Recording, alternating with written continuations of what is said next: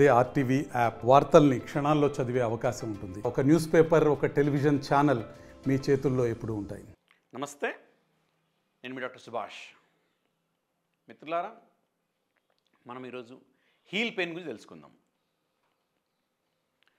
So చాలామంది heel pain అంటే అది ఒక చిన్న సమస్య అనుకుంటారు. బట్ ఏ సమస్య అయినా సరే ఆ సమస్య తీవ్ర రూపం దాల్చినప్పుడు ఆ సమస్య నుంచి వచ్చే ఇబ్బందులు చాలా చాలా ఉంటాయి. ఇప్పుడు చూడండి, హీల్ పెయిన్ ఉన్న వాళ్ళు పొద్దున్న లేచి నడవాలని చాలా ఇబ్బంది అవుతుంది. అట్లాగా ఎక్కువసేపు కూర్చొని నడవాలన్నప్పుడు చాలా ఇబ్బందిగా ఫీల్ అవుతుంది. ఎందుకంటే ఏదైనా మీటింగ్లో కూర్చున్నాం అనుకోండి, సో నడవాలన్నప్పుడు చాలా ఇబ్బంది అవుతుంది. సో ఇది ఒక రకంగా చాలా ఇబ్బందికరమైన విషయం. కూర్చున్న వరకు బాగానే ఉంటారు, లేచి నడవాలంటే కొంచెం ఇబ్బంది అన్నప్పుడు చాలా ఇబ్బందిగా ఉంటుంది. సో అసలు హీల్ పెయిన్ ఎందుకు వస్తుంది తెలుసుకునే ప్రయత్నం చేద్దాం. మీకు ఈ క్లుప్తంగా మడిమ నిర్మాణం గురించి చెప్తాను. ఇక్కడ క్యాల్కేనియల్ బోన్ ఉంటుంది. సో కొన్ని సందర్భాలలో ఈ క్యాల్కేనియల్ బోన్ దగ్గర హీల్ బోన్ స్పర్స్ అంటే చిన్న ఎక్స్ట్రా బోన్ గ్రోత్ ఉంటుంది. సో దానివల్ల కానీ, లేదంటే ఇక్కడ ప్లాంటర్ ఫేసియా అనే ఒక టెండాన్ ఉంటుంది. ప్లాంటర్ ఫేసియా, ఈ ప్లాంటర్ ఫేసియాలో ఇబ్బంది రావడం వల్ల కానీ, లేదంటే ఇక్కడ హీల్ స్పర్ ఉండడం వల్ల కానీ నొప్పి ఉంది. జనరల్గా ఇక్కడ హీల్లో పెయిన్ ఉండొచ్చు, లేదు అంటే ఈ పాదం అంతా కూడా పెయిన్ ఉండొచ్చు. అయితే ఇక్కడ హీల్ స్పర్స్ ఉండడం వల్ల, అంటే చిన్న ఎక్స్ట్రా బోన్ ఉండడం వల్ల కానీ, లేదంటే ఈ ప్లాంటర్ ఫేసియా అనే ఈ లిగమెంట్లో ప్రాబ్లం ఉండడం వల్ల కానీ మనకి ఇబ్బంది అవుతుంది. ఎందుకు అలా అవుతుందంటే, మనం ఏదైనా గోడపైన దూకినప్పుడు కానీ, లేకపోతే అనీవెన్ సర్ఫేస్ పైన నడిచినప్పుడు కానీ ఈ ప్లాంటర్ ఫేసియా స్ట్రెయిన్ అవుతుంది. ఇప్పుడు చూడండి, గిరి ప్రదక్షిణ చేసినప్పుడు మనం జనరల్గా ఫ్లాట్ నడుస్తూ ఉంటాము. సో అక్కడ ఏరియా ఈవెన్గా ఉండదు. ఈవెన్గా లేనప్పుడు ఏమవుతుంది, సో ఈ ప్లాంటర్ ఫేసియా మీద లోడ్ పడవచ్చు. అట్లాగా స్పెషల్గా ఫీమేల్స్ హీల్స్ వేసుకుంటారు. సో హీల్స్ వేసుకున్నప్పుడు పాదం ఇలా ఉంటుంది కాబట్టి ఎక్కువ ఈ ప్లాంటర్ ఫేసియా అనే లిగమెంట్ మీద లోడ్ పడుతుంది. అంటే సింపుల్గా మీరు ఏం అర్థం చేసుకోండి, ఇక్కడ నుంచి ఒక కండరం ఉంటుంది. ఈ కండరం ఏం పనిచేస్తుంది అంటే ఈ హీల్లో కర్వ్ ఉండడానికి అది హెల్ప్ చేస్తుంది. సో ఈ ప్లాంటర్ ఫేసియాలో ఇబ్బంది కానీ, లేకపోతే ఇక్కడ ఎక్స్ట్రా బోన్ గ్రోత్ వల్ల కానీ ఇక్కడ నొప్పి ఉంటుంది. దీనివల్ల నడవడానికి ఇబ్బంది అవుతుంది. అట్లా కొద్దిగా నడిస్తే మళ్ళీ తర్వాత బాడీ సదురుకుంటుంది, మనము అంత మళ్ళీ ఇబ్బంది ఉండదు. కానీ కొందరికి ఏంటంటే, నేను ఇలాంటి వాళ్ళని చూసానంటే పొద్దున్న లేవగానే గోడలు పట్టుకొని నడిచిన వాళ్ళు కూడా గోడలు పట్టుకొని నడవాల్సిన పరిస్థితి ఉంటుంది సార్ అని చెప్పిన వాళ్ళు కూడా నాకు తెలుసు.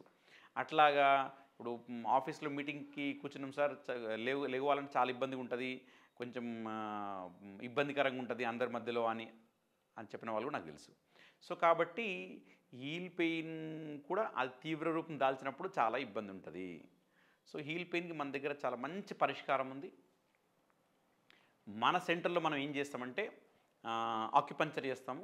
సో ఆక్యుపంక్చర్ చేసినప్పుడు ఏమవుతుందంటే, ఏదైతే ఎక్స్ట్రా బోన్ గ్రోత్ ఉందో, ఈ హీల్ స్పర్స్ ఉన్నాయో న్యాచురల్గా డిజాల్వ్ అవుతాయి మన వైద్య పద్ధతి చేయడం ద్వారా. దాని తర్వాత ఈ ప్లాంటర్ ఫేసియాలో ఏదైతే దాని మీద స్ట్రెస్ ఉందో, ఒత్తిడి ఉందో, సో ఆ ఒత్తిడి కూడా మన వైద్యం ద్వారా మనం తగ్గిస్తాము. సో ఆక్యుపంక్చర్లో స్పెషల్ స్టెరిలైజ్డ్ నీడిల్స్ మనం వాడతాము. బాడీలో ఉన్న వివిధ రకాల ప్రెషర్ పాయింట్స్ మీద మనం ఈ నీడిల్స్ని వాడతాము. అండ్ ఇది కూడా మరి చాలామందికి ఒక అపోహ ఏంటంటే, ఆక్యుపంక్చర్ అంటే సూదులు పెడతారు కాబట్టి ఇబ్బంది ఉంటుందేమో. అలా ఏమి ఉండదండి, చాలా తక్కువ పెయిన్ ఉంటుంది. అండ్ నీడిల్ డయామీటర్ కూడా చాలా తక్కువగా ఉంటుంది. మనం మామూలుగా ఇంజెక్షన్ ఇచ్చే నీడిల్ అంత లావు ఉండదు, ఎందుకంటే ఇంజెక్షన్ ద్వారా మందు వెళ్ళాలి కాబట్టి అది లావు ఉంటుంది. ఇది అలా కాదు, మన పాయింట్ని స్టిమ్యులేట్ చేయాలి కాబట్టి చాలా సన్న నీడిల్స్ ఉంటాయి. సో అట్లాగా ఆ నీడిల్స్ పెట్టినప్పుడు అక్కడ హీల్ స్పర్ తగ్గుతుంది, అక్కడ ఉన్న స్పర్స్ తగ్గుతాయి. ప్లాంటర్ ఫేషియా పైన ఏదైతే లోడ్ ఉందో ఆ లోడ్ తగ్గుతుంది. తద్వారా వాళ్ళకి హీల్ పెయిన్ తగ్గడానికి చాలా ఆస్కారం ఉంటుంది. మన దగ్గర హీల్ పెయిన్ వల్ల ఫ్రీక్వెంట్గా లీవ్ తీసుకున్న వాళ్ళు కూడా ఈరోజు మన వైద్యం చేసిన తర్వాత శుభ్రంగా మళ్ళీ యథావిధిగా వాళ్ళ వర్క్కి వెళ్తున్న సందర్భాలు ఉన్నాయి. అట్లా చాలా సందర్భాల్లో చాలా ఇబ్బందితో వచ్చిన వాళ్ళు కూడా మనం తగ్గడము అండ్ ఇప్పుడు వాళ్ళ నార్మల్ లైఫ్ ఎట్లయితే ఈ హీల్ పెయిన్కి ముందు వాళ్ళ జీవన విధానం ఉండనో ఆ రకంగా మళ్ళీ వాళ్ళు నార్మల్ అయిన సందర్భాలు ఉన్నాయి. సో హీల్ పెయిన్కి మన దగ్గర రామబాణం లాంటి వైద్యం ఉంది. సో ఒకవేళ ప్రాబ్లం చిన్నగా ఉందనుకోండి, మన దగ్గరికి రాకుండా మీరు ఇంటి దగ్గరనే చేసుకోవడానికి నేను సులభమైన పద్ధతులు. ఒకవేళ రైట్ హీల్లో ఉందనుకోండి, మీరు లెఫ్ట్ హ్యాండ్ తీసుకోవాలి. రైట్ హీల్లో ఉంటే లెఫ్ట్ హ్యాండ్ తీసుకోవాలి. లెఫ్ట్ హ్యాండ్ ఏ భాగము? ఈ భాగము కంప్లీట్గా ఈ భాగం తీసుకోండి. సో ఈ భాగం పైన ఏం చేయాలి? మీరు ఇలా నొక్కాలి, ఇలాగా కంప్లీట్ ఈ ఏరియా. నేను మీకు స్కెచ్తో ఆ ఏరియాని మార్క్ చేసి చూపిస్తాను. కన్ఫ్యూజన్ ఏమి ఉండకుండా కంప్లీట్ ఈ ఏరియా. ఒకవేళ రైట్ హీల్ ఉంటే లెఫ్ట్ హ్యాండ్ వాడాలి, లెఫ్ట్ హీల్ ఉంటే మనం రైట్ హ్యాండ్ వాడాలి. చూడండి ఈ ఏరియా మొత్తం కవర్ చేయాలి ఇలాగా. చూడండి నేను ప్రెషర్ కూడా ఎలా నొక్కుతున్నాను, ఇలా చేస్తాను చూడండి, ఇలా పెడుతున్నాను, ఇలా చేయండి. లేదు చాలామంది ఏమంటారంటే సార్ ఇది ఫ్రీక్వెంట్ చేయడం వల్ల మాకు ఈ బొట్టన వేలు నొప్పి వస్తుంది అంటారు కదా, అలాంటి వాళ్ళు కూడా మీరు ఇబ్బంది పడాల్సిన అవసరం లేదు. మీరు పెన్సిల్ తీసుకోండి, పెన్ తీసుకోండి, బ్లంట్ వైపు అంటే షార్ప్ ఉంది కాకుండా హెడ్ వైపు తీసుకొని ఇలాగా కంప్లీట్గా ఏరియా మిస్ చేయకుండా నొక్కండి, కంప్లీట్ ఏరియా నొక్కండి.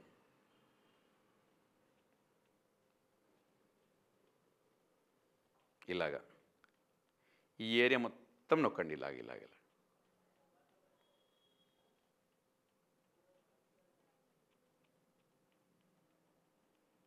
ఇట్లాగా కంప్లీట్గా ఏరియా మొత్తం స్టిమ్యులేట్ చేయాలి. దీని తర్వాత మీరు నైట్లో ఏం చేసుకోవచ్చు?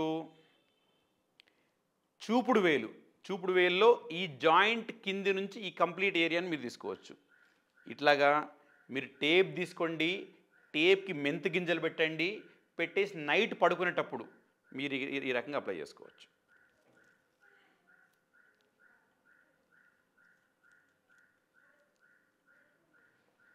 ఇట్లాగా ఈ జాయింట్ కింది పోర్షన్, ఈ జాయింట్ ఉంది కదా, ఈ జాయింట్ నుంచి కింది పోర్షన్ ఇలా అప్లై చేసుకోండి. అప్లై చేసుకొని 1 మినిట్ నొక్కేసి పెట్టేసేయండి. మళ్ళీ నెక్స్ట్ డే తీసేయండి. అంటే రాత్రి పడుకునేటప్పుడు పెట్టుకోవాలి, నెక్స్ట్ డే తీసేయాలి. Everyday fresh sheet, fresh tapes. దీంతోపాటు ఏదైనా సరే కండరాల సమస్య ఉన్నా, ఎముకల సమస్య ఉన్నా మీరేం చేయాలి? కాల్షియం రిచ్ ఫుడ్స్ తీసుకోవాలి. కాల్షియం అనగానే అందరికీ ఏం గుర్తొస్తుంది? పాలు గుర్తొస్తుంది. సో పాల కంటే ఉత్తమమైంది నువ్వులు. సో నువ్వుల లడ్డూలు తీసుకోండి, నువ్వుల పొడి తీసుకోండి, నువ్వులు వేయించుకొని తినండి, లేదంటే నువ్వులు నానబెట్టుకొని తినండి. ఎట్లయినా సరే రోజు 1 to 2 స్పూన్స్ నువ్వులు తినాలి. దాంతోపాటు మీకు ఒకవేళ బాడీలో కాల్షియం లెవెల్స్ తగ్గినాయంటే మీరు కిళ్ళీలో వేసుకునే సున్నము ఒక గ్లాస్ మజ్జిగలో 1 గ్రామ్ అంటే ఒక గోధుమ గింజంతా సో మీరు తీసుకోవచ్చు. తీసుకోవడం వల్ల ఏమవుతుంది? బాడీలో కాల్షియం సప్లై ఎక్కువ జరుగుతుంది. దీంతోపాటు ఎండకుండే ప్రయత్నం చేయండి అండ్ మీరు తేలికపాటి హీల్ ఎక్సర్సైజ్ చేయండి. దీని ద్వారా సమస్య తగ్గుతుంది. సమస్య తీవ్రంగా ఉంటే మీరు నాలాంటి అక్యుప్రెషర్, అక్యుపంచర్ నిపుణులు కలవండి. మీ సమస్య నుంచి సునాయాసంగా బయటపడడానికి అవకాశం ఉంటుంది. మరో మంచి వీడియోతోటి మళ్ళీ కలిసే ప్రయత్నం చేద్దాం ఫ్రెండ్స్. అందాక సెలవు. మరిన్ని వీడియోస్ కోసం ఛానల్ ని సబ్స్క్రైబ్ చేయండి. లేటెస్ట్ అప్డేట్స్ కోసం వాట్సాప్ ఛానల్ ని ఫాలో చేయండి అండ్ లింక్ డిస్క్రిప్షన్ లో ఉంది.